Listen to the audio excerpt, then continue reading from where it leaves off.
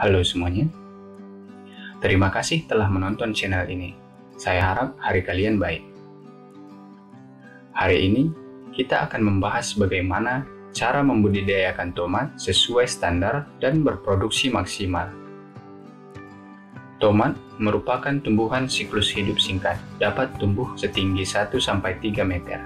Tumbuhan ini memiliki buah berwarna hijau, kuning, dan merah, yang biasa dipakai sebagai sayur dalam memasak atau dimakan secara langsung tanpa diproses. Tomat memiliki batang dan daun yang tidak dapat dikonsumsi karena masih sekeluarga dengan kentang dan terung yang mengandung alkaloid. Tomat mengandung antioksidan berupa likopen yang dapat membantu memerangi efek radikal bebas penyebab kanker.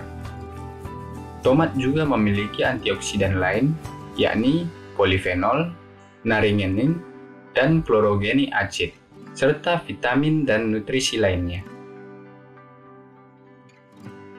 Sebelum kita ke inti pembahasan, alangkah baiknya di-subscribe, like, dan komen dulu ya, biar kita bisa sama-sama bertumbuh.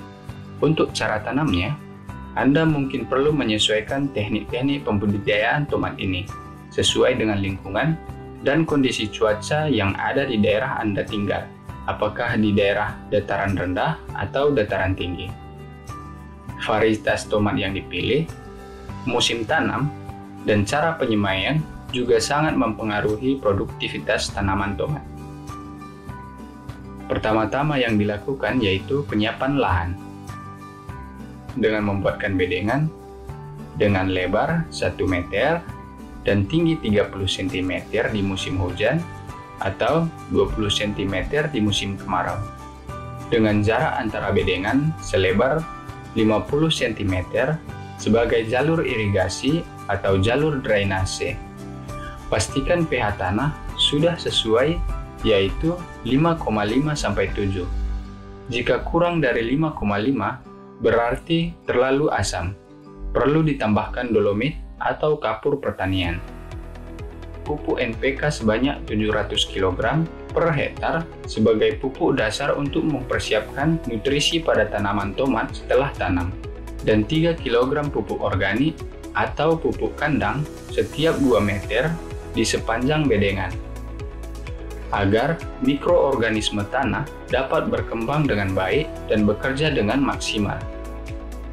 Setelah itu, ditutup kembali dengan tanah dan mulsa plastik hitam silver. Untuk persiapan bibit, menyiapkan bibit untuk populasi tanam sekitar 26.600 tanaman per hektar. Penyemaian ditempatkan 1 biji per lubang, dan jangan terlalu dalam, ditutup kembali dengan tanah dan disiram. Tempatkan bibit di tempat yang tidak terpapar matahari langsung. Pastikan ventilasi yang baik dan memelihara kelembaban tanah dengan cara disiram. Setelah bibit berumur 10 hari, siramkan kalsium nitrat 10 gram dengan campuran air 10 liter agar batang lebih kokoh, itu pun jika diperlukan. Pengerasan dilakukan 5-7 hari sebelum tanam dengan cara menambahkan paparan sinar matahari ke bibit tomat. Ketika bibit telah berumur 21 hingga 28 hari, bibit siap untuk dipindahkan ke lahan tanam. Bibit yang baik memiliki akar yang berkembang dengan baik. Tanam bibit tidak terlalu dalam dan tidak terlalu dangkal. Tempatkan tanaman dengan jarak 50 cm, 1 atau 2 baris perbedengan, tergantung pada cuaca dan lingkungan tempat Anda menanam. Baiknya ditanam di sore hari untuk menghindari panas terik. Setelah tanam, disiram dengan air.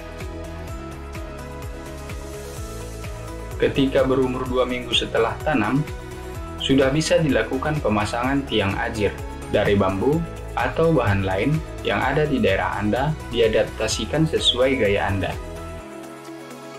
Fungsi tiang ajir akan membantu menahan tanaman selama fase berbuah atau terpaan badai dan angin kencang, serta menghindari buah menyentuh tanah agar buah yang dihasilkan berkualitas lebih tinggi.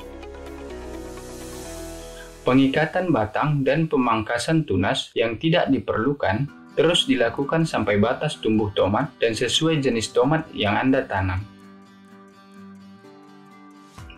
Pemupukan bisa dilakukan setiap 10-14 hari dengan jarak 10 cm sampai 20 cm dari tanaman. Atau dengan cara melarutkan pupuk dengan air dan dikocorkan ke tanaman, itu pun tergantung gaya di daerah Anda tinggal.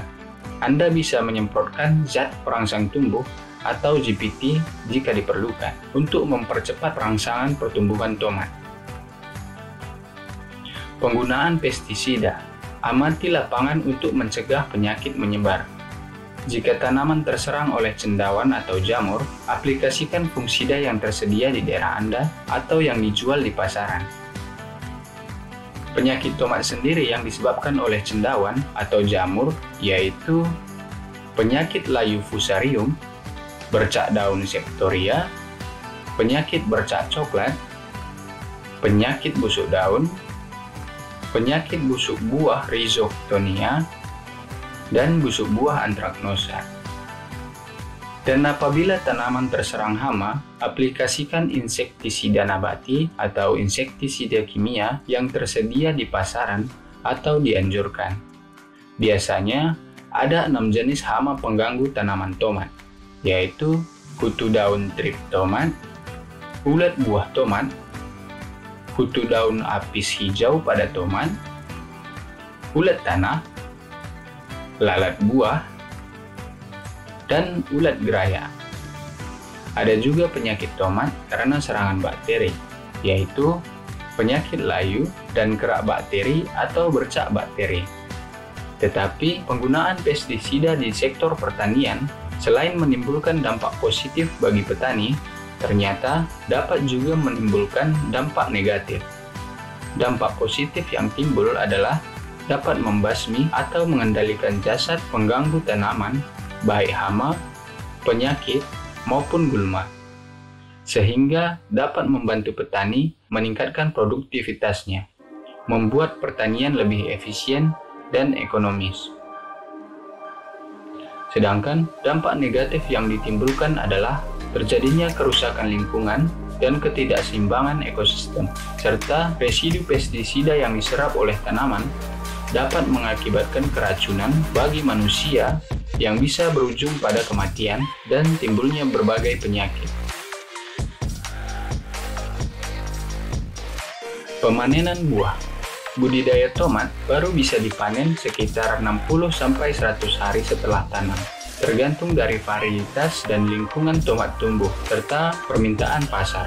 Tanaman tomat sudah dikatakan matang apabila kulit buah berubah dari hijau menjadi kekuning-kuningan, bagian tepi daun menguning, dan bagian batang mengering.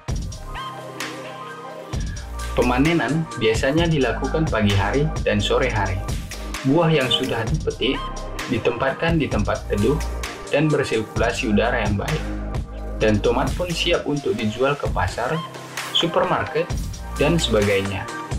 Jika penerangan saya ada yang kurang atau keliru, silahkan tinggalkan pesan Anda di kolom komentar. Terima kasih telah menonton. Jangan lupa subscribe, like, dan komen ya. Terima kasih.